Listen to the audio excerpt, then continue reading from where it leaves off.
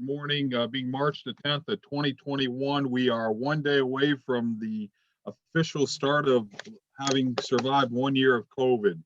And March, I believe, of last year was the last time we had an in-person meeting together. Yeah. Isn't that, it tells you, boy, how a year has changed.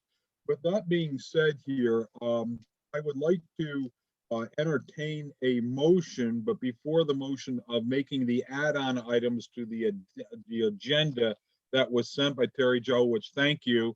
Linda, you said there might have been another addition you want to the agenda as well? Yeah, we need to add under new business, a discussion on provisional extensions. Okay.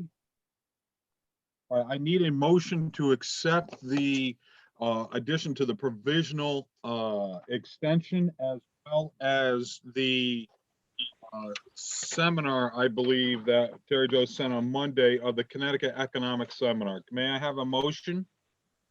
I'll make that motion. I'll second it. Okay, we have a second discussion. Hearing none, vote ayes. Aye. Ayes, nays, abstentions. We have now those on the agenda. Thank you very much. Moving within our agenda, the next course of business is to review the minutes of the February 10th, 2021 meeting. Are there any edits, additions, subtractions that need to be addressed within the minutes that were put forth? And again, Terry Jo, thank you for sending these over to us. Hearing none, then can I have a motion to accept the minutes as presented? I'll make a motion to accept minutes. A motion by Linda, second by Norris. Discussions, questions? Hearing none, ayes, Aye.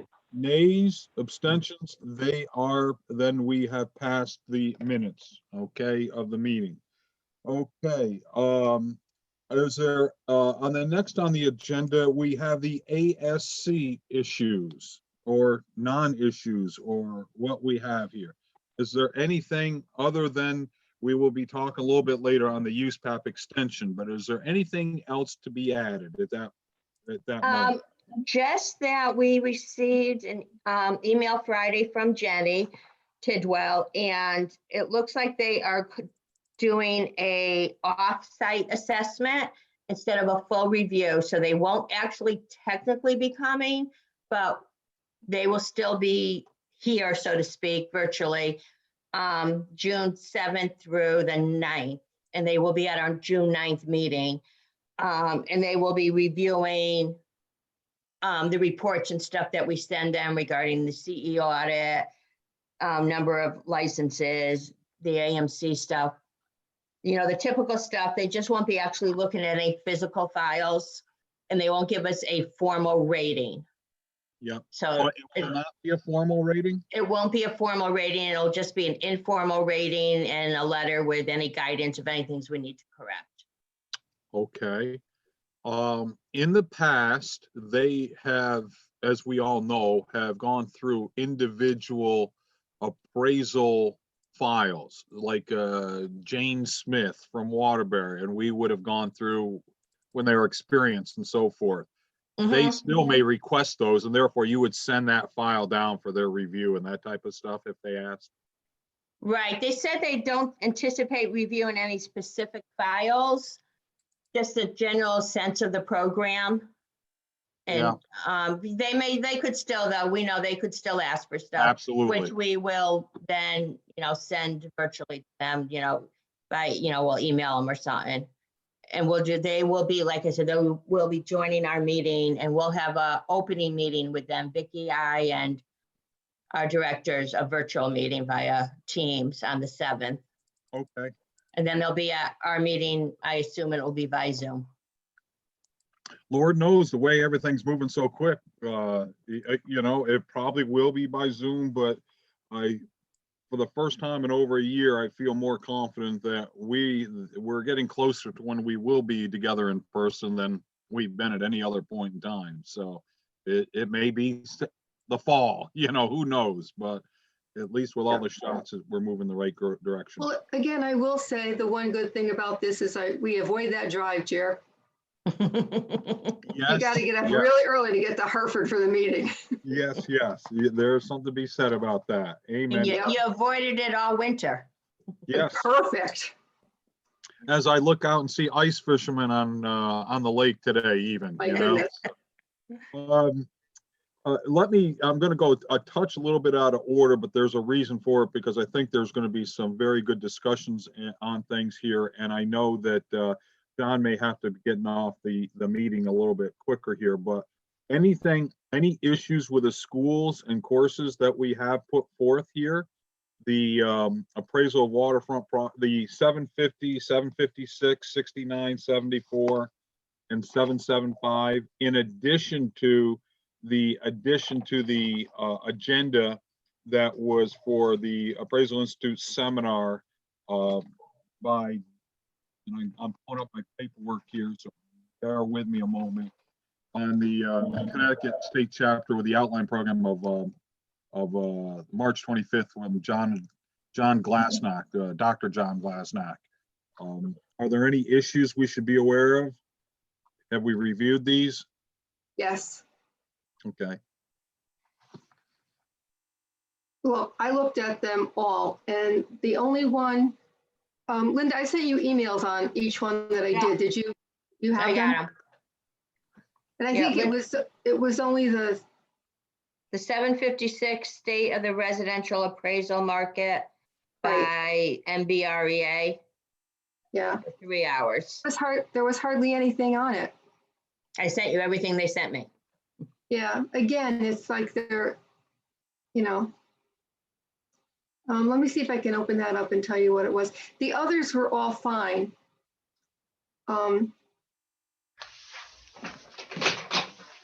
With Linda, and my apologies, what number was that one you have in question? 756. Let me From the find state in my of the email. residential appraisal market by the Massachusetts Board of Real Estate Appraisers? Yeah, yes, that's it. Do we need to table that one till we do? If we can just keep moving, and I will find it. I have the email of it right here, and I looked at it already, but it didn't seem like it had enough information for us to consider it a course. Okay, let me ask you this, Linda. Are we in the position so we can move for 750, 769, 774, 775, as well as the submission by the Connecticut Chapter Appraisal Institute to make a motion to accept those? Yes, we looked at, all the information is here for the one for the economic conference. It's there. And as I stated, I asked Linda before, what Jackie told me is that John he updates the numbers just before Right. the thing. So we're looking at the one that he's teaching right now. Whenever he teaches this one, it might have some updated numbers, and Linda did say, that's okay. We don't need to reapprove it or anything like that. That's correct. So, Would you like to make a motion? yes, I'll make a motion to approve all of those. Okay, with the exclusion of 756. Right. Okay, can I have a second? John, that you second it? I'll second it. Okay, great. All right, questions, concerns? Ayes, Aye. Aye. nays? Okay, and it passes. Thank you. So Linda, you may be going through that while we're moving into the other sides of the fence here.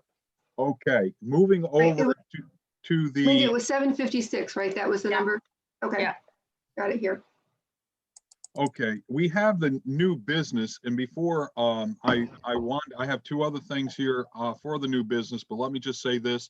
I'm getting calls and notes, so licenses for license renewal have now gone out to the marketplace. Does that for everybody, or is that on a rolling basis? No, they have sent them all out. There was, I don't know, 1,400 or so. What happened is they sent on, Jerry, I saw you already renewed yours. They sent them all out via email for those that have a valid email address with us. And anyone who does not, they will go out in this week's mail. Okay.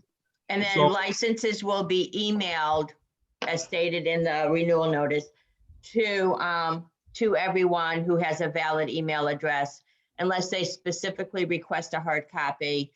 It's a major cost cutting. Yep. Well, and we're coming into the next world like other states as well. Okay? Yeah. Not alone. We're moving into that arena here. Okay, great. We have in here, I know I'm going backwards, but the use PAP extension. I know there's a lot of different questions on that with 20 through 2021, and then now we're into 22, and do they have to take things and in classes? And I know that my understanding is that we are going to be seeing a more clarification coming our way. I believe I have forwarded to everyone, members of the commission and staff, certain other states' positions. Have you been receiving those when I forward those to you? I saw the one you sent from, I think it was Pennsylvania.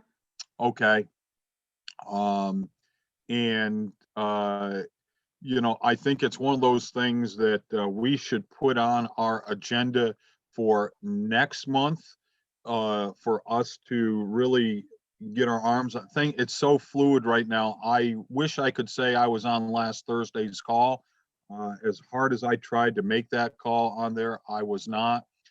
There are so many valid questions by schools, for appraisers, for folks like us, to make sure we do everything correctly. And I've been on the phone with a few other state, fellow colleagues of ours around the country, and we're just all trying to do the right thing. So it's early. The beauty of this is it's March. Even by April, we'll be well ahead of the, curve to let our fellow appraisers know what's going on in the schools accordingly. Does anyone know more information on it than? No, Jerry, are you Linda, talking do about you? the March 4th meeting? Yeah. You didn't miss much, Okay. because I was in on it, but it wasn't as detailed as I hoped it would be, Okay. and it was just a discussion.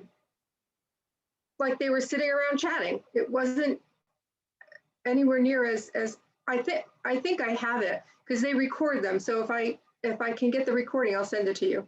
All right, that'd be fine. I mean, here's the question, and it's a fair question. If you're a school, McKissick, Connecticut Chapter of the Appraisal Institute, ABC, appraisal school, whatever it may be,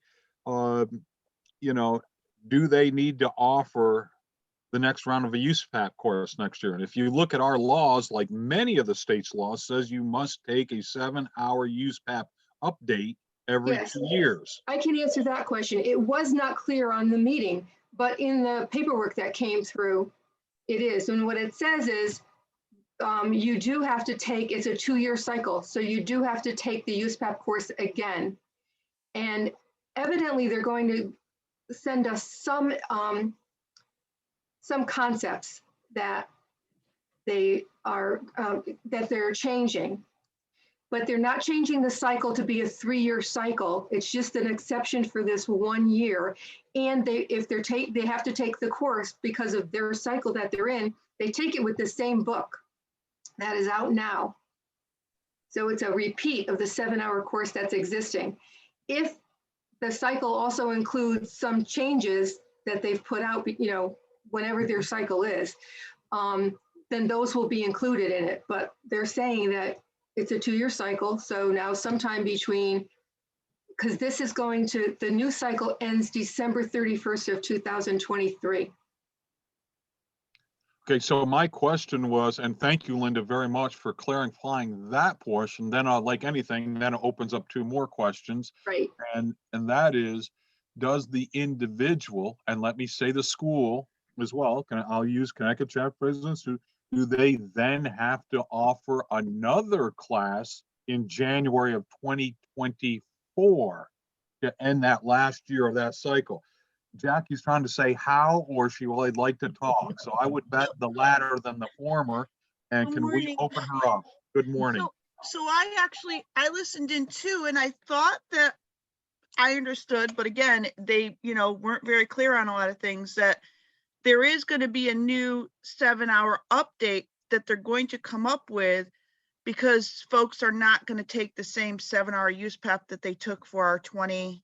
Right, I think the, And they're going to add, it was my understanding, and again, I could be wrong because Linda, I know you teach this, but I thought that what they said they're planning on doing is putting together a program that has like cases or mock, where they want the instructor to divide the students into small groups, and they have to in turn go through use PAP and show their proof of what their position is, Right. that they believe this is whatever, or that is based on whatever part of use PAP. And there could be more than one answer, but it's going to be more of an interactive where the students are going to have to search through the use PAP, which they're extending the expiration date, but not changing the materials.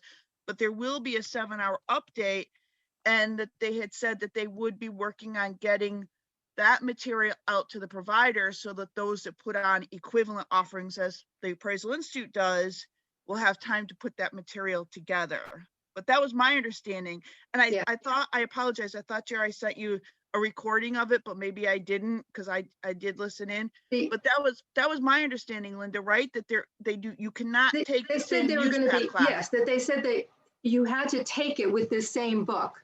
But they did say, I took it that if they have any materials, They said personally, that I was thinking, I thought they said they already had them, like the draft of it, and that they were working on it. But maybe I don't know. I could I'll be look at- wrong, but there- it's my I mean, understanding there's they going have to to be a do- new class. that you can't- realistically, they have to do something different to this because nobody's going to pay the money to come and, I mean, the Right. only break you get is you don't have to buy the book again. You But did you hear will them a say year later.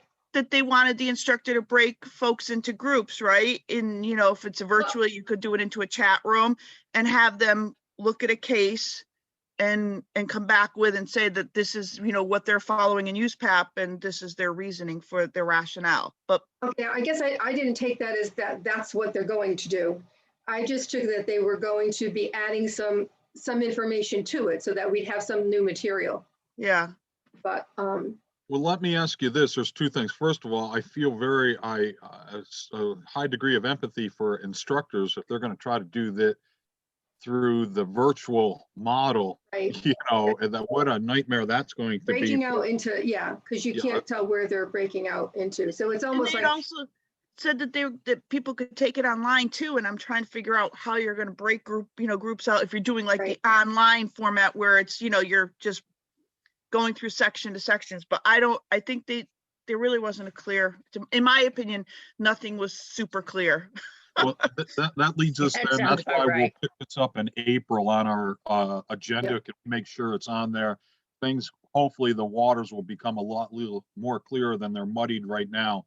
But my big question, and I've called Button and trying to get an answer, and no one has given it to me because I guess they didn't think, what do we do come January 1st of 22? Does Mr. Kloss, who's on here, with us here, does he have to then take that class again? So he took it just now in 2020. He'll take it in 2022, then 2023, excuse me. You know how we just, at what point, where are we at? So, hey, we don't know. We know we have changes. We'll do the very best we can and communicate it the best we can to the appraisers, the schools, us. Heck, if we don't know, how can they be expected to know? So we got to help them out here. So Terry Jo, can you make sure that's on our agenda for next month? And I didn't mean to dominate. Is there any other discussion on this? Okay. It's a big thing that we're trying to deal with right now. Also, then saying with that is that the new HERA course and AQB criteria booklet on learning to become an appraiser without a supervisor's involvement. And candidly, you surprised me when you said, well, that's not, Jerry, that's not completely true. They want them to have a mentor. yeah, I know, I've been reading all that, but I'm Yeah, just. But this is, I misunderstood it. I've just been reading it through again, but I thought the Appraisal Foundation had a program that they were going, because they certainly did some videos and stuff. But now they're saying that other places like McKissick or any of the other schools can develop their own career program to be sent into the foundation to be approved. And that the student doesn't have to have a supervisor, but whoever has the program should supply mentors to the students. So, and nobody's saying anything about how much this costs. There's a 3-year time slot for this program to be completed. So it's, well, we see a lot of people in residential who take 6 years, the whole 6 years to get everything done. So I'm not sure how they're saying that this can only take 3 years, and then what? Again, I think we've been hit with two things with a lot of muddy water, you know, and trying to get clarity, because I was reading it as well. And I know on their press release that was forwarded here, you know, as the Appraisal Foundation looks to grow the diversity in the profession, its boards will continue to explore how technology. In other words, it sounds like a good idea when they were meeting together in a hotel room or whatever, you know, virtual Right, conference. with a drink. And now let's try to see where the rubber meets the road. And for Yeah. us, I think we've got to just keep a monitor. And when it comes before us, I think it's one of those things we're all going to have to show a lot of due diligence and just go through the what if so we can get comfortable. And it's a lot. It's just up in the air, but it's before us. I think it's really the warning shot to let us know this is coming, and let's start to get prepared. It does say too that it's in use for residential appraisers, both licensed and certified. That two slight differences in the program, I guess, is what's expected. And that it can be used for part of a general license. But it, like with the residential side, they can go through this and become certified. With the general license, it's not. It's just a portion of the program can be credited towards the general license. So it's, you know, it's going to involve, I can't imagine that there'd be a ton of general trainees who are taking something that's only partial credit and probably going to cost them a pretty penny. Yeah, I don't know. the proof is going to be in the pudding, how this materializes. I guess, I mean, you know, not every supervisory appraiser is amazing. So there would, at least with this program, there'd be some consistency across the board for appraisers that are learning things. So that's good. But I don't know. It's part of me is very nervous about the program, and the other part is, well, this could be a really great thing. So I guess we just have to wait and see. Okay.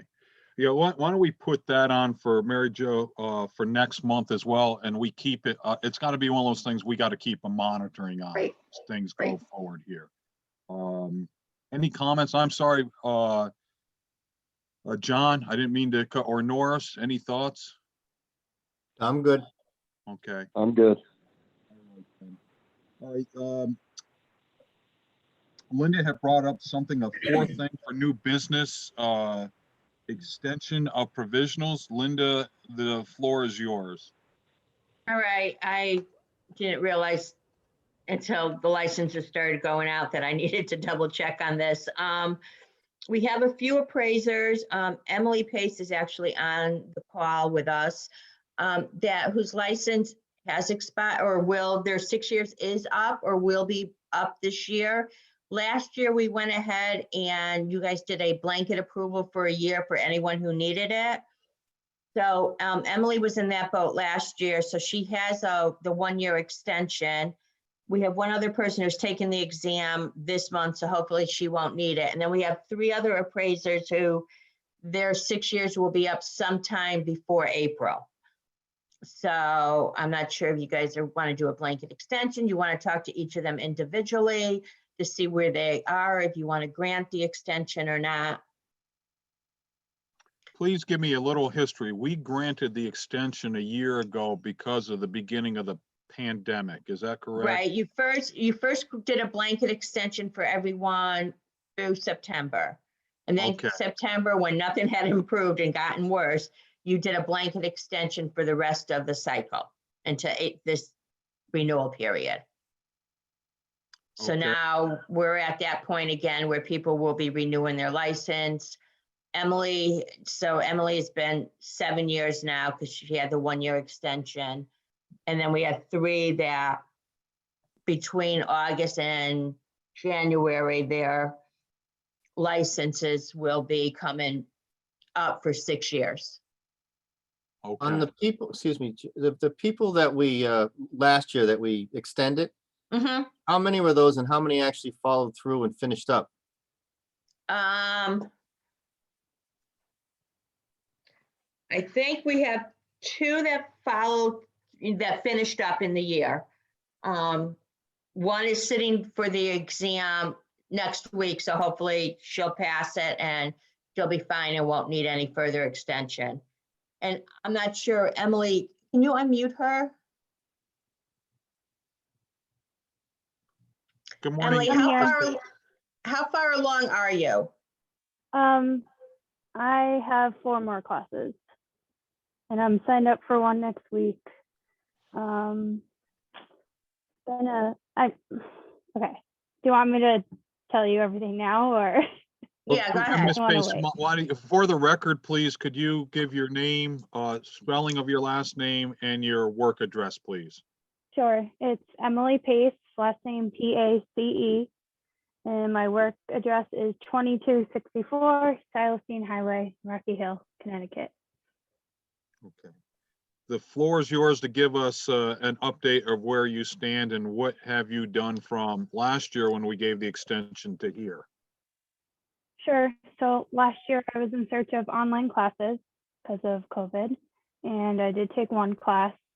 In October, I left my old job with CBRE and I started with a new job, and I have a new supervisor and a new plan going forward. So I did look for classes during the time you gave me. And I did take one. I'm signed up for one next week, and traveling is kind of an issue for me. I'm doing my general, so I don't know if that matters at all, but yeah, I don't know. I'm still going along. Ms. Pace, you went from CBRE to where are you employed now and who is your sponsor now? With Elm Realty Advisors, and it's Rocco Corasima. Okay. Yep, And how many hours do you have for experience about? way more than 3,000. Okay, so it's just the Yeah. courses that you need. Yep.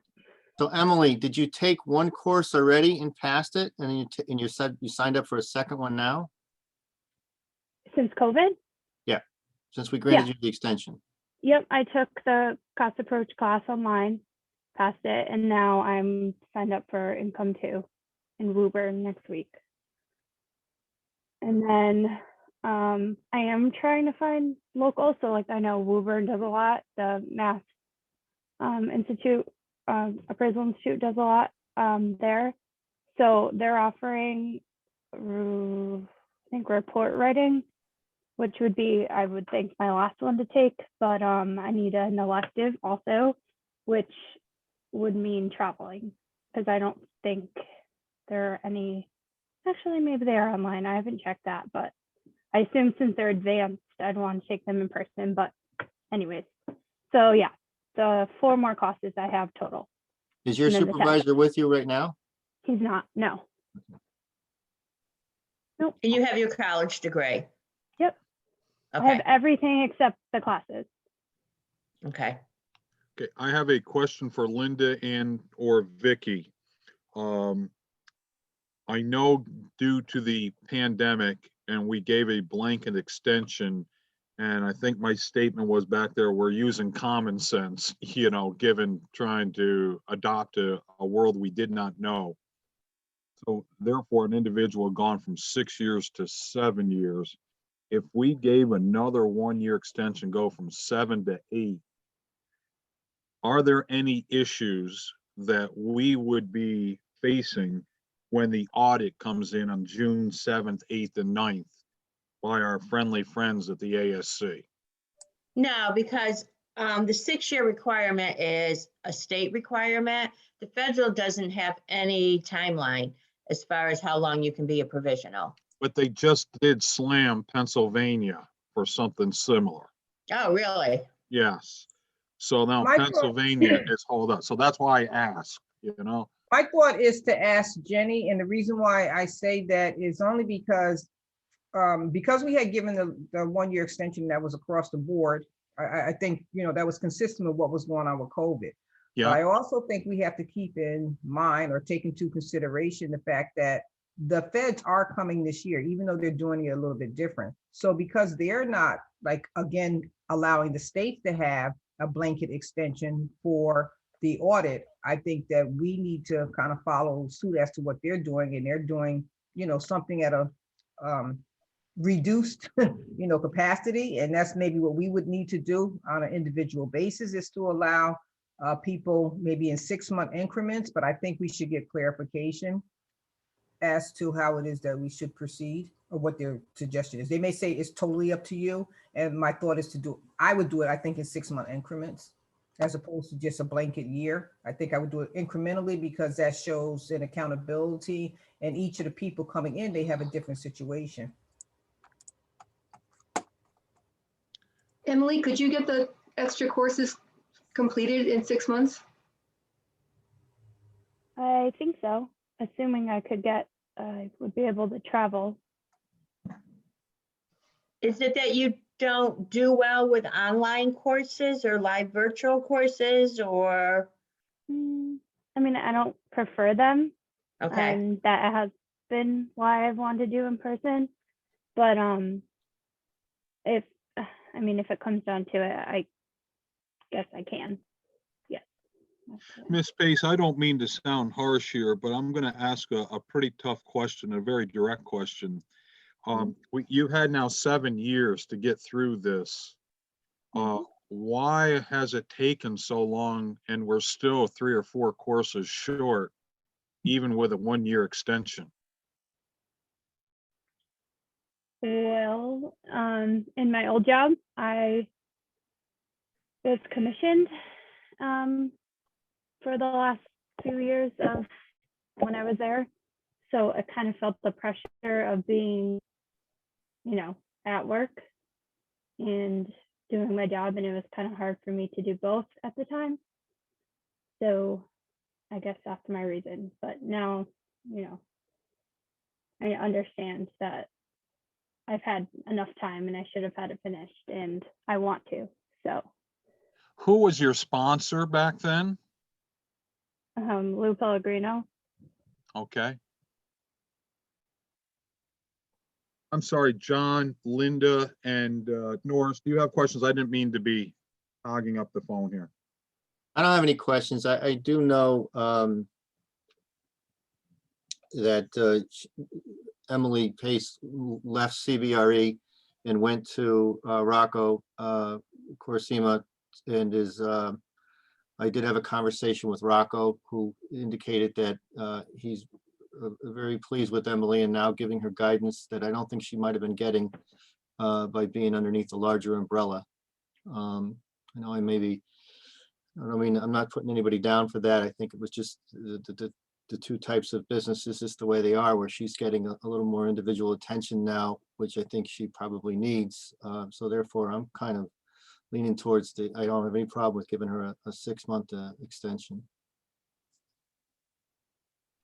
Linda and Norris, any thoughts, comments? Jerry, can you hear me, Jerry? Yes. I agree with John's assessment. Yeah. I just think Emily, And Vicky. Yeah. So I'm good with, if you guys are all good with the 6 months, I'm good with the 6 months. Emily, I think maybe you just need to do a little more research on the online classes. That I know they're difficult, but if you can find an online class that's a virtual online class where there's an instructor standing there or sitting there talking to you. I mean, those classes seem to be tougher on the instructor because you can't handle people as easily, but certainly it would make it easier for you to get the courses completed in the 6 months. It might be tough to find them if you're looking to travel around to things. Yeah, that's the synchronous classes, Mm. I think, right? Yeah, I haven't seen any of those, but I really only look at appraisal institute classes.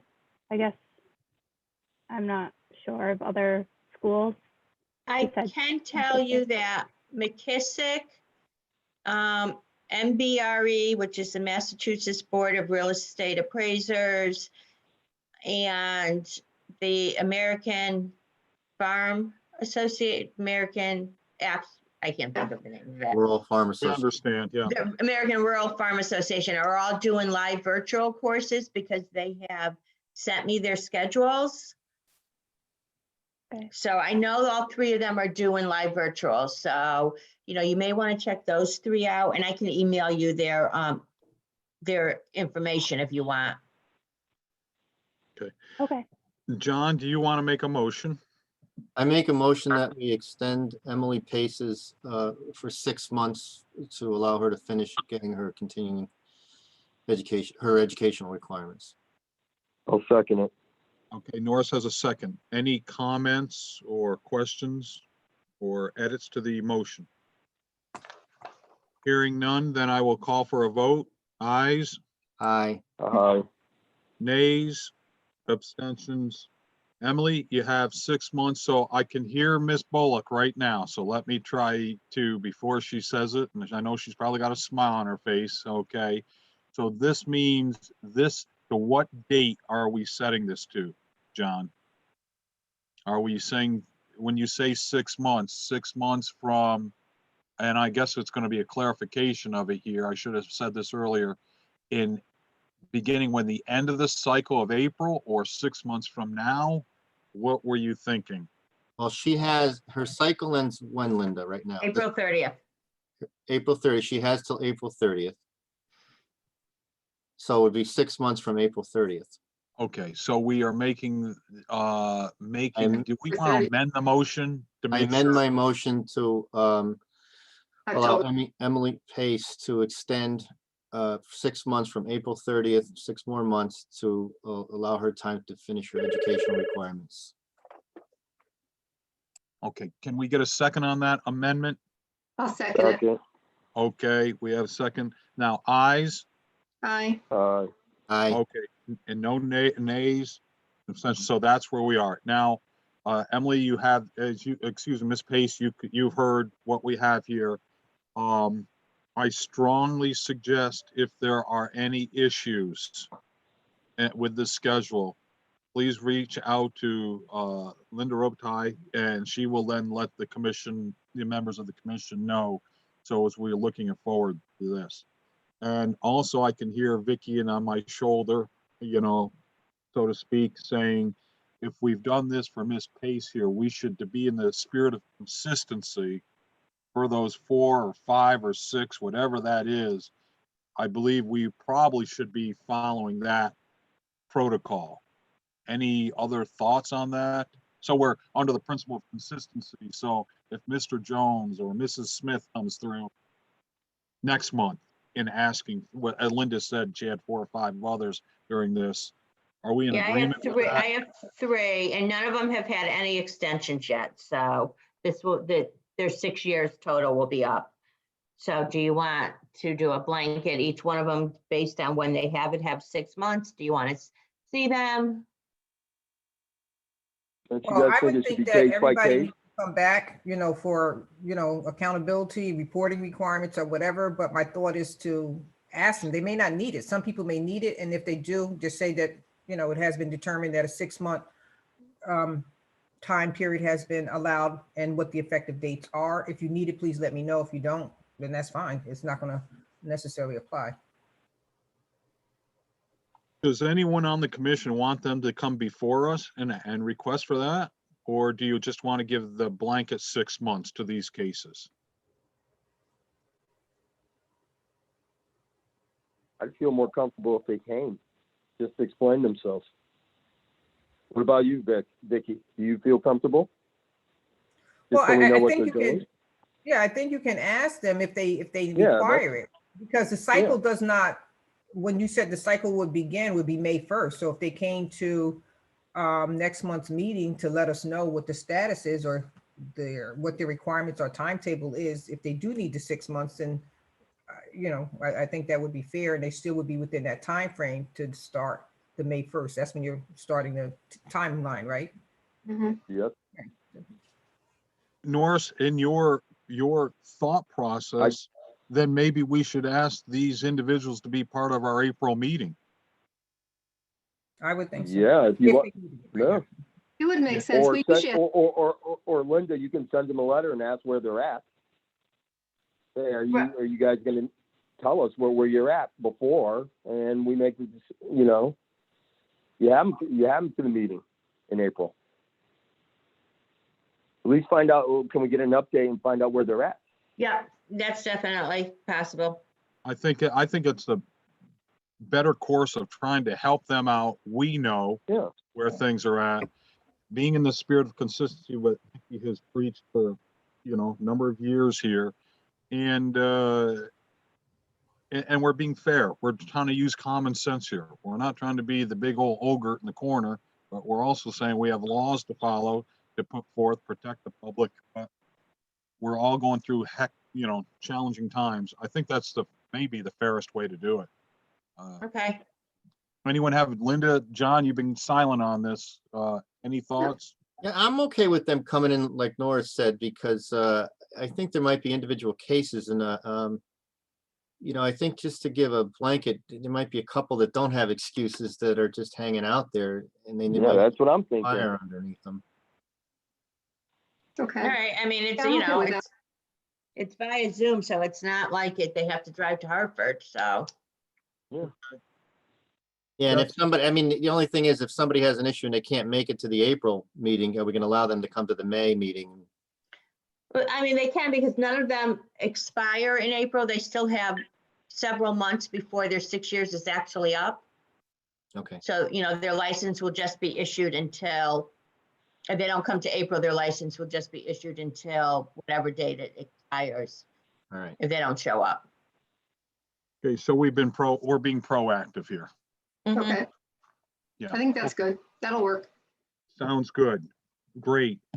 All right, that's all that I have on the agenda for the new business and the add-on of new businesses. Jerry, do you want to go back to that one class that we Please, didn't approve?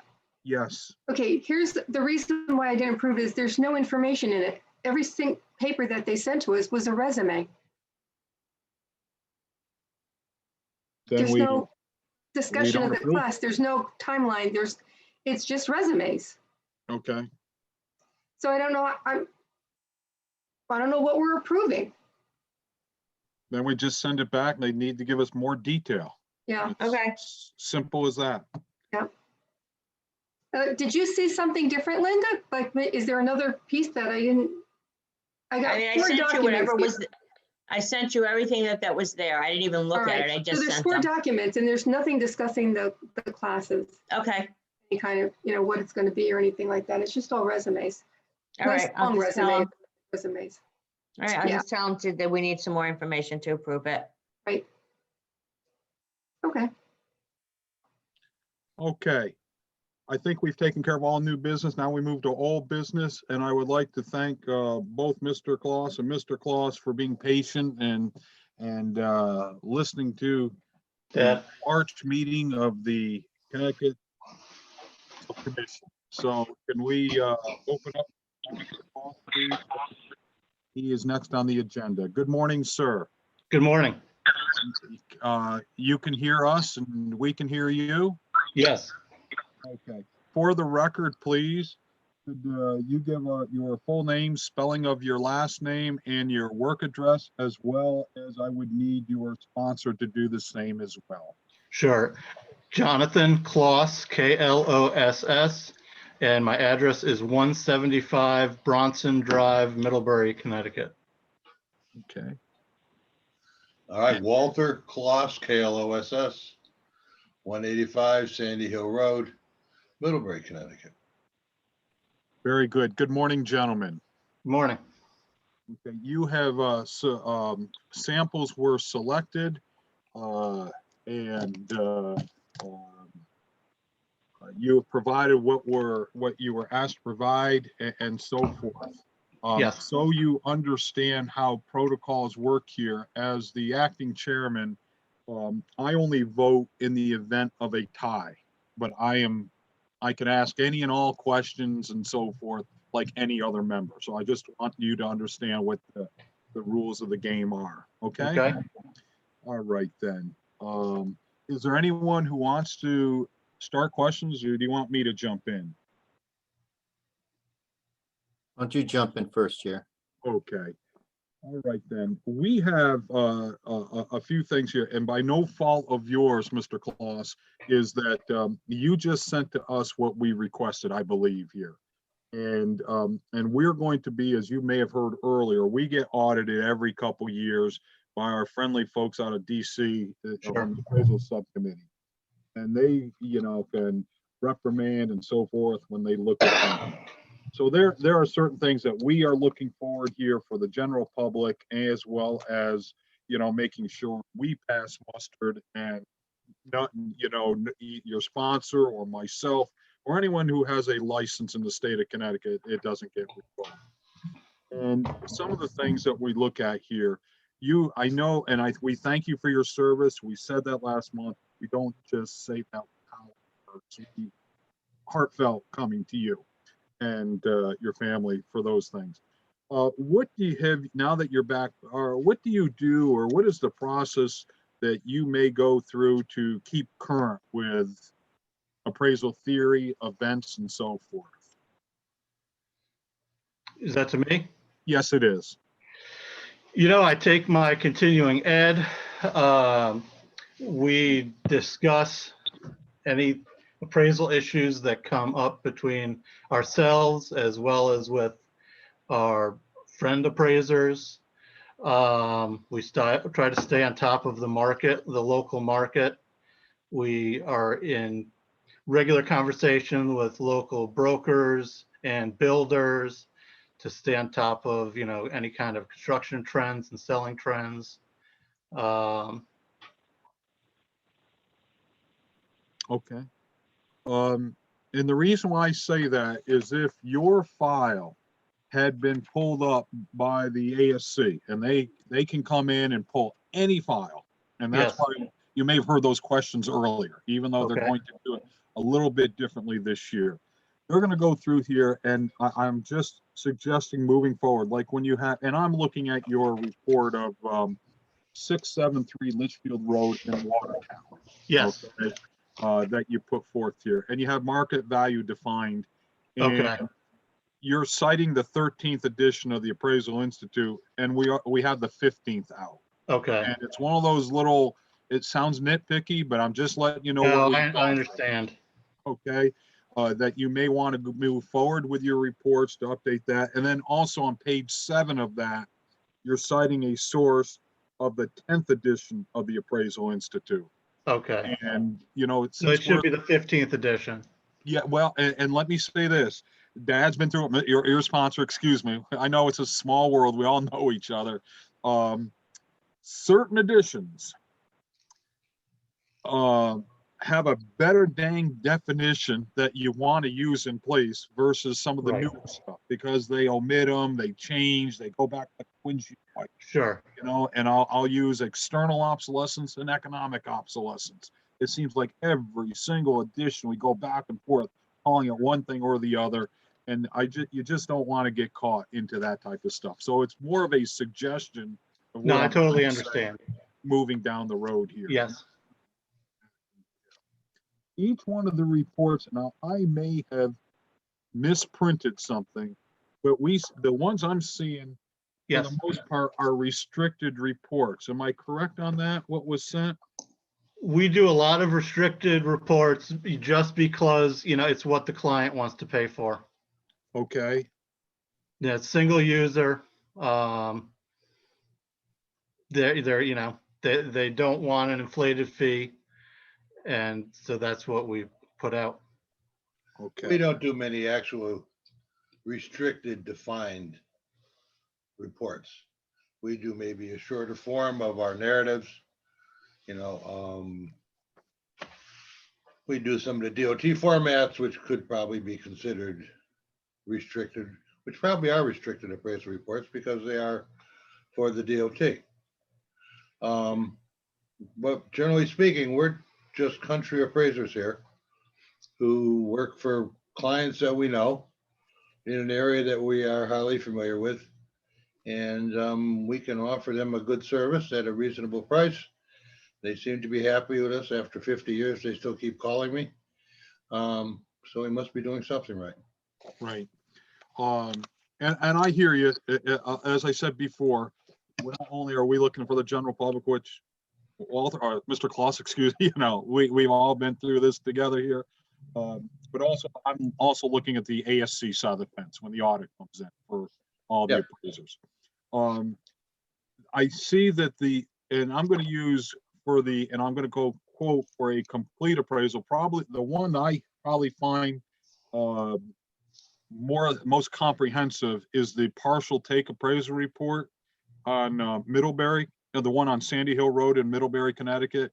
Was there another report that may have been sent which showed all three approaches, or is this the most We're talking complete? about the one in Brookfield. You talking about the one on Federal Road, Uh, Brookfield? excuse me. Yes. Yeah. You know what? You're probably right here. Yes. 366 Federal Road in Brookfield. I'm reading down here, so I missed. That's okay.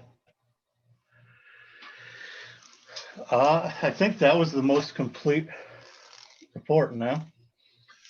Okay. It was interesting because you had a lot of things going on. You had changes in access, changes in utility, loss of parking, loss of landscaping. There were so many things going on. It just made an interesting assignment. I understand. And in that appraisal report, as I'm going through here, you cover the major components in what I call in the front report, getting up to highest and best use, and you have your highest and best use analysis and put forth here.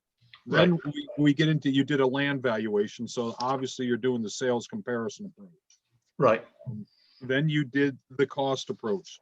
It's one of those things time after time after time as a commission, we have to go back and ask folks, we need you to send something, with a cost approach. So we have the cost approach box checked here, okay? And then you got into the sales comparison approach, which, we're doing, fine, there. Now you do something that many appraisers may have never had experience in, the after value, or the before and the after, okay? That's part of what you do, and not many Right. people get into that. So you have the complexities of there. And then you got into your income approach here. And again, you did your before and after. Are the DOT, or excuse me, the assignment here, is this more of your more comprehensive appraisal reports? That's what I'm asking here. A I representative. would say so. Yes, definitely. Okay. Have you done any bank work? And I'm not trying to know your business. I'm That's just fine. trying to, as a look Honestly, bank work is the one area that we do not do. Okay. Once in a great while, I'll get someone who's doing a cash deal with no bank involved, maybe a private, funding, but no true bank work. The only bank work we do is with private lenders. And I gave up doing bank work back in the 90s, primarily because I don't like bankers. I'm with you. So I've been able to avoid that kind of work. They don't pay enough, they're not reliable, and they're not steady clients. I'd rather work with people who are going to call me year after year. And that's our business. I am open to doing bank work, but the client base we have just at this point does not include any lenders. Okay, I'm just looking for sample reports on, on balance here. And I'm sorry to be talking, Linda, That's okay. Norris, and John. Do you have questions here?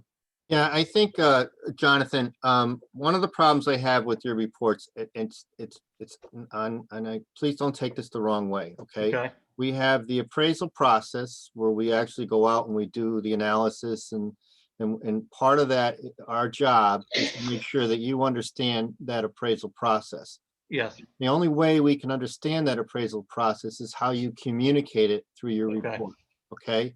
And what's the problem with your reports that we're having is, I know your format works in your market area, works for your clients, and that's fine, okay? But it's not working for us because we can't get a clear understanding of how that you understand the appraisal process. For example, on your sales comparison approach, you just state your sales.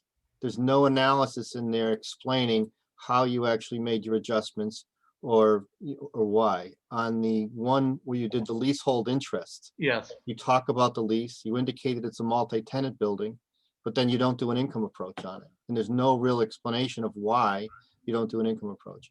And that's the kind of thing where we need to see that income approach. So what we're getting at is, my problem is I don't have, I'm not questioning that you don't have the knowledge.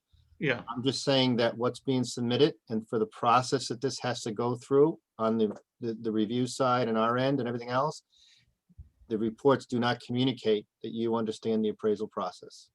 so you need more detailed information supporting the process. I would need that. I don't know about the other examiners, but I would need that. What are you looking for? Adjustment charts? Is that what you're talking about? I want to see more, in the past, we've done this. This is not uncommon, Walter. This is really not uncommon. We have, this happens to a lot of appraisers that come before us, both on the residential side and the commercial side, where we ask them to go back and take either one of the existing reports you have and just expand it to be more detailed so we can understand that you understand the appraisal process. Or if you're, that's what I believe Commissioner Rasmussen was asking, is if you had a bank appraisal or some sort of other format in your log that was more detailed that you might be able to submit to us that we could then, that would work on our end. So if you do have something that's more detailed, one of your other in your log that you want to submit, that's fine. But otherwise, my suggestion is, I'm throwing this out into discussion, is, and we haven't made a motion or anything on this, this is just me, would be to, which we've done with other appraisers, is to go back and take one of your reports and actually go through it and be more detailed. A more detailed analysis on zoning, a more detailed analysis on the assessment, more description on the building and site, so we understand. For instance, one of your reports you mentioned in leasehold that it needed some improvements. There were deferred maintenance items and updates that had to be made, but there's no indication of how you handle that in the valuation analysis at all, or if it was handled in the valuation analysis. And you say that it's, even though it was a retrospective appraisal, the assumption would have been made that maybe it wasn't needed. I don't know, but there's no indication how it's communicated. It's not communicated in the appraisal at all. So those are the different, the blanks and the questions that arise that we would need addressed. Perhaps for your client, when you submitted that report to, that was fine. They understood it all and they didn't need to know the detail and everything like that, and that works for them. But for us on our end, if the examiner picks this up, it's just not going to pass the muster. So in what areas do you want more detail specifically? This is what I said, Walter. I need you to take, Jonathan, you would have to take one of the reports, whatever you felt comfortable with. Okay. And this is just my suggestion. Linda and Jerry and Norris have to come in and say what they think too. But would we take one of the reports where you did all three approaches and just expand it and just write more of a, tell me a little bit more about the neighborhood and how that property fits within a neighborhood. The things that just communicate them more. More detail on the assessment. One of them was for a tax appeal, and there really wasn't much discussion on the assessment and how it was over-assessed, other than just the value. I mean, I think a little bit more history on the assessment in the assessment section, maybe some tax comparables, and then on the site and the building description, just more detail on the site and the building description. Highest and best use, maybe just expand it a little bit other than just say for as is. And then on the cost, land sales, showing how you adjusted those land sales with the land sales grid. I know it's not what you're used to doing, but it's what we need. And then, you know, on your cost approach, I think is fine. It states it out there, or I can understand it, that I understand there's not much flexibility there. I think you do an okay job with the cost of the improvements. Maybe a little more detail on some, if you wanted to, it's up to you on that. Breaking out on, you know, what that base cost consists of on the building improvements and what the site costs are that you're actually calculating. And then some sort of explanation. You talked about external obsolescence, and one of them you had 10%, but there really was no explanation of why you're taking 10%. You know, why does this particular property require a 10% external obsolescence?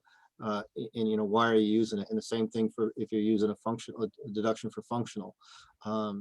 And then on the sales, not just state the sales, but a little more an adjustment grid, but not just the grid, but explaining to us why you're doing your adjustments too, and how you're extracting them. And then on the income approach, a rental survey, and then, you know, your analysis of your expenses. And in the one report which you did have income in, you just stated the expenses. You didn't really know, you said actual, and then estimate it. That's fine, but I'd like to see a little bit of explanation of how you actually got there. I mean, if they gave you 3 years of expenses and you listed out the insurance costs for each year, and then boom, tell us why, you know, in the report, why you estimated that you were picking that one.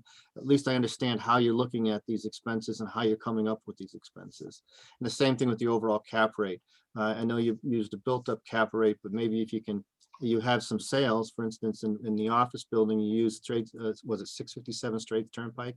That's a multi-tenant building where you can easily extract an overall cap rate from that sale. The marketing brochure that the broker used in that particular sale gave the income and expenses in that property, where you can then maybe use that cap rate and as a comparable in addition to just using, you know, a built-up rate. So, and then a reconciliation, a little more detailed than just the one paragraph, you know, explaining each approach and why, so we can understand your thought process in the appraisal. Again, it's the appraisal process, standard 1, standard 2, communicating the appraisal. That's what we're focusing on. Do you have a sample report already that may meet a lot of that criteria? I mean, or not a sample, but a report in your log that no one, you know, requested that you think would meet that, and we can take a look at it right now? Or, I mean, whenever you send it over? Or you're not sure? I'm not sure. Okay. We're just trying to help you out here. Yeah, Jonathan, I think one of the things that I tell every single person that I'm training or that I know is coming to this table, and that's that you need to send us a report that assumes we know nothing, so that everything in your report is explained out clearly on what you did and why you did it. Because that's the only way we can tell that you've really captured everything you need to and we're comfortable with it. So it's not necessarily a report that has to meet whatever your client requests are, but one that has to show that you understand the report and you're explaining it. And like when I do all residential work, but people who we do appraisals for, they have no clue what we have to do and the depth of work that we have to go to get things clear and to understand how we get to a value. So the reports have to do that. And the same thing with your reports. Although your report is great for your client, you need to do something to that report that if you handed it to someone who didn't know what an appraisal was, they could at least get the concepts and understand it. So it has to be more detailed and explain everything. It's a pain in the neck, I'm sorry, but that's how we need to get it through. Before we award anybody anything and the ability to take the test, we have to know that they really understand every part of the process and the communication of the report. All right. You know, we do go through the whole process. It just may not always show up on paper. Right, and that's what I And mean. if the That has to client show up in paper for doesn't us need to it do on it. paper, Right. then we don't give it to them. Yeah. But if they have questions, we can answer the questions. We know the neighborhood in our market. Right. We know the economic influences. We just don't write it all down. Right, and I And- think that's the problem at this point, though. To get things approved by the commission, everything has to be written down so that we can make sure that you really understand all this stuff. Okay, how much more detail would you need in the DOT appraisal? That's got all the approaches, it's got plenty of detail. Well, I think I that, think we know what they need. you know, between Jerry and John, they explained a couple of things, that things just have to be explained in more detail. So that, and your viewpoint has to be that you're writing this report for someone who doesn't know what you do for a living, and you have to make sure that that report explains everything. All right.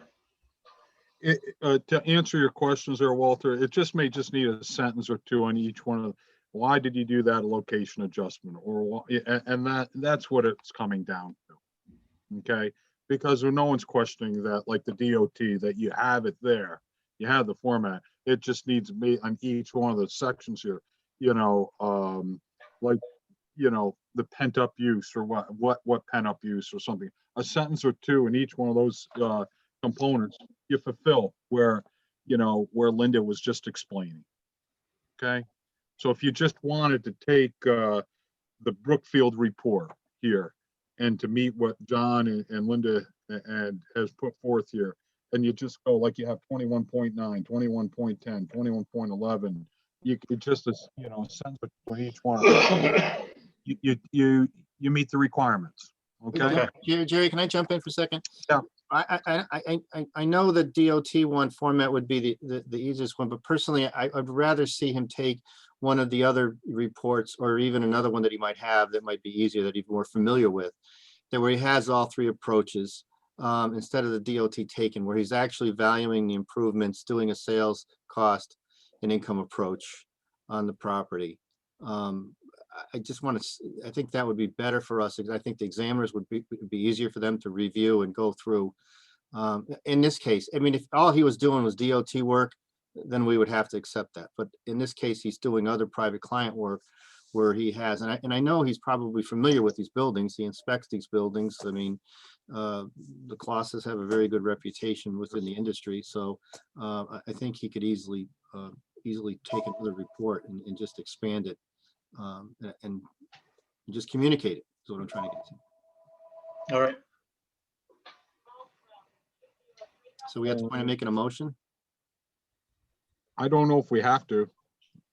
I would need Vicky to jump in, please, on the legal opinion. I think that everything should have a motion. So there's a, I'll say record, if you will, as to Okay. what course of action was taken. Okay, thank you for keeping us in the fairway. Don, do you want to make a motion? Yeah, so Jerry can't make the motion, so I'm going to make a motion. And Jonathan, I want to make sure you're okay with this before we'll have the discussion on it. But I make a motion that Jonathan actually come back with a report, property, whatever he wants to. And Jonathan, it doesn't have to be exact. You could address the report to us. And so, you know, and it doesn't, and you can change the address if you want, or something like that. Just something that shows us as a demonstration to us that you know how to communicate the analysis. Okay. So my motion is that Jonathan come back with us. Is a month okay, or 2 months okay? How much A time? month. A month's fine. Okay, and within a month for the next meeting with another sample report that shows a more detailed cost, sales, and income approach that communicates his analysis. I'll second it. Okay, we have a second. Now we have discussion. Any thoughts, edits, revisions to the motion, or anything else on this matter? And you're happy with just one report? Yeah. Okay. Hearing any other thoughts? Anyone? Hearing none, I'll call for a vote. Ayes, Aye. Aye. nays, abstentions? Okay, Terry Jo, can you make sure, please, that Mr. Kloss is on next month's agenda? Jonathan, you're more than welcome to give me a call if you have questions on that, or if you're not sure or something like that. You can give me a call and I can. All right. Yeah, we want to help you get through this, okay? And Okay, thank you. the next meeting is April 14th. Okay, All right. All right then. thank you. Can I request that we just put him on first so that he doesn't have to wait for all of our stuff that we normally go through next month? We'll see what happens because we're in triage, Linda. You never I know. It's crazy. You don't know. Yeah, right. so we'll see where we're at. He'll be first under the old business. Okay. All right. that- Thank you. Thank you, Jonathan. Thank you. Is there any other old business, although nothing is is illustrated within the agendas? Is there anything else under old business? I don't have anything else. Okay. Are there any other comments or concerns by anyone present today? Since we have a number of people who are been part of this as guests today in our virtual world. Is there anyone who has anything to present to the commission? I know there's a question in the chat from Jackie. Okay, That's a question that she proposed. We were talking the other day and she wondered if we were going to keep the provisional supervisory thing within the law module. So she was wondering if the hours were going to change for that. Personally, after teaching it several times, I think that we should do it a different way, especially since we're, you know, there's been a lot of times in the class where once you get to this provisional and supervisory issues, everybody shuts down because nobody's really interested in it. And it's tough to get the class back. And you don't want to leave it to the end because they won't listen at all. So I think that's something we have to sit down and talk about at some point, whether we pull that out and do something different with the manual and all that stuff as rather than having it in our law module. okay, so then your initial thoughts would be then to have another mandatory course for people to go through? Yes, but only if they're going to do this. I mean, they're changing the whole program now where you're going for the Perea program, and they're only going to supply mentors who have to be certified, but they would have to take this separate course. But it would probably be two hours. It wouldn't be anything, but it really messes up the law module when you add that in there. Wait a minute now. You're saying if they're going to offer a 2-hour course, why do we have to come up with something? Why No, can't we just no, I come up think that we have to, this 2-hour course, in fact, they referred to it in their letter that there's a course on supervisory and mandatory that has to be taken. So they still need the course, but they don't need it to be part of our law module. Right, but why can do just we keep have on- to, I guess my question is, why can't we just go back to the 3-hour law module like we had? Take this out and just make a separate requirement Yeah, that's that what every I'm saying. supervisor has to take this other. Right, that's what I'm Right, saying. and Just there make are it- a couple schools that have a separate course now already. Yeah, I know the So, Institute and I a think couple it- other schools offer a course. and I think there's going to be so much in the law thing that might change with this new Pioneer stuff that you just separate it so that it's not really a part of what's happening. It's only the only people who are interested in it are the people who want to be an appraiser or the people who don't mind teaching people. But it's, I mean, you can literally see them just shut down. It's sleep mode when that comes up. And I Well, can be pretty entertaining, so, you know, not keeping them awake. well, one thing to also take in consideration, last week I took 4 classes from different states for their laws. Delaware, New Jersey, Pennsylvania, and West Virginia. Each one of those now have that part of their law class. And believe it or not, each one now has rolled back the hours of their original classes. So they've gone from 4 to 3 and including both of them here. Really? And New Jersey has even gone through it here, and they've rolled it from 3 to 2. Delaware's gone 3 to 2, and they're saying they both, you know, that completes both sectors of that. So I just wanted to let you know, I've just taken those classes last week, just to let you know, yes, they don't border Connecticut, but they're in our Right. relatively geographic a region. Right. We're not talking out in the Midwest or out west, you know, in Nevada or California. Right, what right. have you. So this is something I'm glad we're discussing it here, and I think there's some more work and on my part to get a handle of, because I got to take now I got to take the Western portion of the US classes, in the next month of law. And I can come back and say, this is what's going on with our peers, Because I don't think it needs to be, moving it to the longer class there was a rebellion about it being longer to begin with. So, maybe we can just doctor it some way to make it, even if we keep it in there, but it's but I did, as soon as we got to the supervisory provisional, you could lose it. Yeah, your point, I think, is well taken. 70% of the class, because they're not interested. Easily. How many provisionals do we have right now, Linda? Ballpark? I don't know. I have the 7, list of the renewals.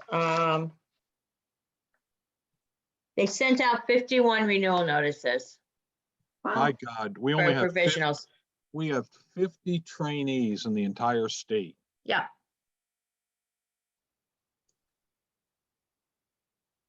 That's tough. That's a polite way of putting it. Okay, I was trying to keep G rated. Okay, all I right. have two. How many? I have two of them. How many do you have? I have I had to. Now I'm down to one, and he sent in his application, I think last week, that he'll probably be one on next month's meeting. yeah, he'll be on next month's meeting for the sample selection. So and that will be my last one, of all these, going through all these years, so. Well, I'm not doing any training anymore. And I counted up at one point. I trained 22 people. So Amazing. I don't really feel any pressure to go out and train anybody else. I want to retire. Yeah, but it's a state of our industry too, and that's why I have looked at that, and candidly, I was making some notes, and I don't have them here because I was going to wait till the other 3, but I went through the 4 classes, sometime over the weekend, last week, or what have you. And, just little notes, little nuances that every state has just another wrinkle we don't have, or we only got a partial of it, or, I think we do better. It's one of those nuances that, it makes you pause, and because all of us could probably go through most of these state license classes, online pretty quickly here. But there's always, they always have nuggets in there that they'll trip you up. So it makes you go through, which is good. And it's just food for thought. And listen, we're trying to be proactive. And sometimes it's okay to, I'll say I don't mind errors of enthusiasm. And because you put all that time into it here, I put that under enthusiasm of us trying to do the right thing. And maybe we should go to 3, roll it back to 3 hours. But it's a discussion that we can have, not all right here. Right. Because, Because I can tell you, with the feds coming, as far as updating the law course, it's not going to happen until July. Right. We won't start working on it until after the feds have been here. I understand, Linda. And plus, when do you think, now with all the inoculation, or has not been a subject matter, when do you think you guys may be coming back into have to work in Hartford? Any indications? My I have- understanding is that there hasn't been a determination because we have a couple different issues. One is our building is old. I don't think that we have the ventilation requirements there. We certainly don't have the elevator requirements. They put 2 circles within each of the elevator stalls to say, stand here and stand here, but it's not 6 feet apart. Yeah. The other thing is that my understanding was that our cubicles, because we have a cubicle-based system, are not high enough. As you can see from Terry Jo, she's in the office. It's not high enough, so it doesn't meet the standards to, I guess, the CDC standards. My understanding is that that's kind of cost prohibitive for the Department of Consumer Protection. Now, I can't say what other agencies are doing because don't forget, where we are located, 450 Columbus Boulevard, we have 5 agencies within that tower. Mhm. So it's really up to the individual agencies to determine what works for, their staff. But I also don't know that the vaccine requirement would be something that would be needed before we return to work. because of the number, the sheer numbers and the type of work that people who work for the state do. So I think they said there had been some talk, but in terms of giving us a deadline date or giving us a date or keeping a date in mind, it hasn't been. From the legal department, we have a weekly meeting. It hasn't been discussed. I can't see anything happening before the fall, but in all Yeah, I'm honesty, with you. I don't think it's going to be anytime before that for sure. But I don't think it's going to happen until the following year, but I don't know.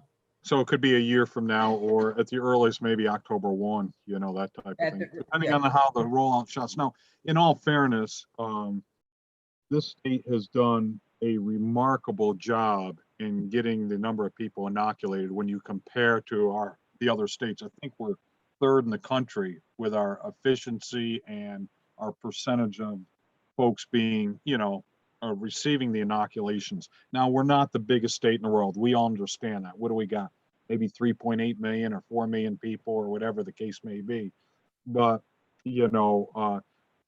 I was on a call right before this call with some of the staff. There's a nuance in the Connecticut inoculation law or provision or act that if you work in Connecticut and live outside, you can then be qualified to take your shots here. I have 2 or 3 of those people who are over in Westchester County. They're looking to do it within Connecticut because today or tomorrow, New York State will open up to 60 and older. We're already at 55. We're on the 22nd? We're going to 45 and older or something like that. So we are moving so quick on the 3rd or the 4th or the 5th of May. 18 to 34-year-olds are going to be scheduled as an outside date. When I look back at it, that's pretty phenomenal. And I don't get into the politics side of things, but you got to tip the hat to what's being done in our state, especially when we compare what's going on in Massachusetts and New York, the 2 biggest border states to us here. So that's why I didn't know where, what you folks are under, our company, we're still in what they call red week, white week, when you're allowed to come in and so forth. Technically, if we had, let me put it that way, approximately 75 people of Cushman Wakefield in the Stanford office. And I think the highest amount we've ever had in the office at one time is 15. It's usually 8 or 9 people total in there, in the office. Now I can come and go whenever, been given that, I don't know, privilege, I guess is the way to look at it here. But, there are times there's 4 people in the office the whole time. So, but it's mostly trying to get to a high vaccination rate, and so forth. And that's going to present its issues or problems if maybe people have personal reasons or religious reasons or whatever reasons not wanting to be inoculated. And is the company going to force you to have to do that to come back to work if they're coming back? There are so many legal issues that are coming down the road, at some point in time. And there's smarter people than I who will think that out and all the ramifications. But I didn't know what you folks were up against. So the bottom line is we probably have another 12 months of doing our meetings just how we're doing it right this way. And, and we have right now we have a governor who's very pro telecommuting. So, yep. He doesn't seem to be in any hurry to have anybody come back to work. So, no, well, he's getting people inoculated and things are going to open up in our state in another week or so, whatever that date is. I'm the last one to know those type of things. I will tell you, just I've already had the first shot and the second shot is this week. And I have been advised by lots of people that even with the first shot, if you haven't gotten it yet, drink a lot of water and Gatorade, the stuff with the electrolytes in it. And for the second shot, it's like start 2 days before and drink as much of that as you can and keep drinking it through the shot and the next day. It seems to eliminate the fevers and chills and all that kind of stuff that people have been getting. Absolutely, Linda. And I'm glad you brought that up because what I was saying with all the different conference calls I'm on and so forth from rural hospitals in Tennessee to whatever. And the first time I heard about it was looking at a hospital in northern Alabama and then up in the rural areas of the Mountain Smokies in Tennessee, they kept saying at least 3 days before, and Pedialyte was the number one Pedialyte. thing they Gatorade kept has saying. stuff in it too, and it tastes a little bit better than Pedialyte. Yes, but, exactly. But Yeah, they my could daughter not- had bought us this. She's Yep. had her second shot, and she went through the whole thing of drinking everything. She has some health issues, and she teaches junior high and high school special ed students. These are the kids who the goal is to be able to make a peanut butter sandwich and fold your clothes. It's, they're that severely disabled. So she needed to be, because they can't wear a mask. They don't know what 6 feet is. So she needed to get a shot early on. And she went through the whole thing with all the drinking stuff. A nurse had told her to make sure she drank a lot of water, stuff with electrolytes in it for, before and after the shot. And she had a headache for an hour the day after the shot, and that was it. Yeah, She was- that's the key. And they do tell me if you do get 2 shots, it's almost, if you can go start a week before with the Pedialyte or the Any of Gatorade those or things, whatever. Gotta get a lot of fluid in your That body. will make your life a lot better. So Yep. beat that as a man. Okay, we got a little sidetracked, but it's always good to see everyone here. I know this thing, virus, disease, or whatever it is, it's really affected all of us, ones we love and friends and so forth. So it's always good to at least hear your voice, if I don't get to see you here. And I thank everyone who has done a tremendous job in the last 12 months of us trying to overcome whatever. And I really come back to, we use common sense on a lot of things. I'm very proud of everyone who we try to follow the spirit of the law, without question, the letter. We're using common sense. I look back, we got our hands slapped a little bit, but we had, if you remember, our April meeting was off the conference line of Cushman and Wakefield of, all right, what emergency things do we need to take care of, for the next 30 minutes to get us to the first month. I think what we did there to now we do Zoom meetings, and we're still approving people's classes and experience credits and so forth. So it's a credit to everybody on here. And I really do thank you for making that extra effort, and maybe other people won't tell you that, but I'm sure as heck proud of you all, and I do thank you. So that all being said, can I get a motion to call it a day? Wait, I got one quick Oh, thing. yes. Vicky, do you know what our, our regulation changes that we made? What's the status of that? They have been submitted. We had gotten an email from Julianne, who's working on the legislation.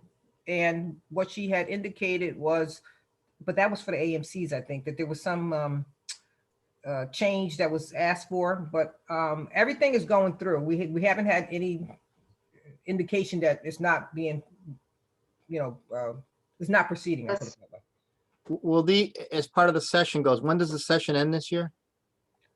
I don't know. I think it's June. Is it June? Okay. So we won't find out It's probably. the long session. I'm sorry? It's the long session. Oh, it's a long session. Okay, so probably June. Remember, Yes, June. it's the 5-month section. Right, so we won't find out until the session is over. So they'll vote on this. Will be one of the last things they probably vote on, right?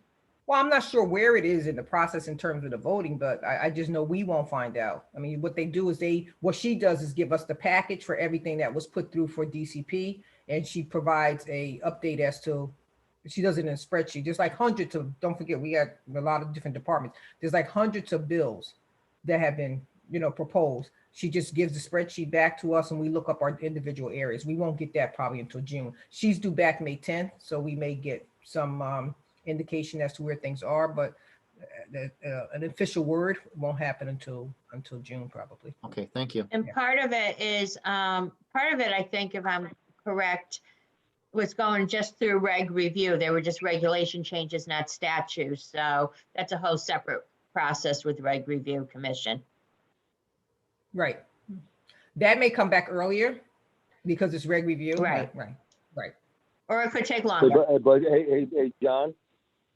Hey, John. Yep. Are you there? Yeah, I'm here. You can always, hey, John, you can always go to, like I do all the time, just punch up the General Assembly, and I forget whatever the bill number is. and But you we can don't have see any the bills. We're not process. talking any bills. We're just talking regulation changes. So those The regulations. Yeah, but it's regulations are still- done. Right, regulations are still- done separate from statute, so the regulations, let me ask, our Now, legislative wait, liaison, let me ask and- Jerry Padula to find out where they are, because he can look it up on, like you Yeah, said. that's what I'm saying. You can go to Regs Review and find out when they're going to do the bill. Oh, okay. Yeah. It's Yeah, if very you go to the simple. legislation section of the website. Yeah, the website. Yeah, that's what I'm saying. You know, I do it all the time. I would think that because it's still going to be a Regs Review, there would be a bill to it. So that's my thinking because I worked over there. So I vaguely dealt with Regs Review, but I would figure there'd be a bill number there. You just go and find out the status of the bill. That's all I'm saying. Okay. Yeah. I'll have an update for next month. I'll have something in writing. I can do that. Okay, Okay. All right. great. Any other issues? We've covered a lot of things here today. No, Okay, thanks, everyone. And can I get a motion to call it a meeting? I'll make the motion Okay, second, to Second. adjourn. second to adjourn. Vote ayes, Aye. Aye. nays, abstentions. Thank you, everyone. Have a safe week. Daylight savings, I'm told, begins this weekend. I saw a sign, we only got an X amount of days till spring. I look out and see ice fishermen on Highland Lake, so I'm hard pressed to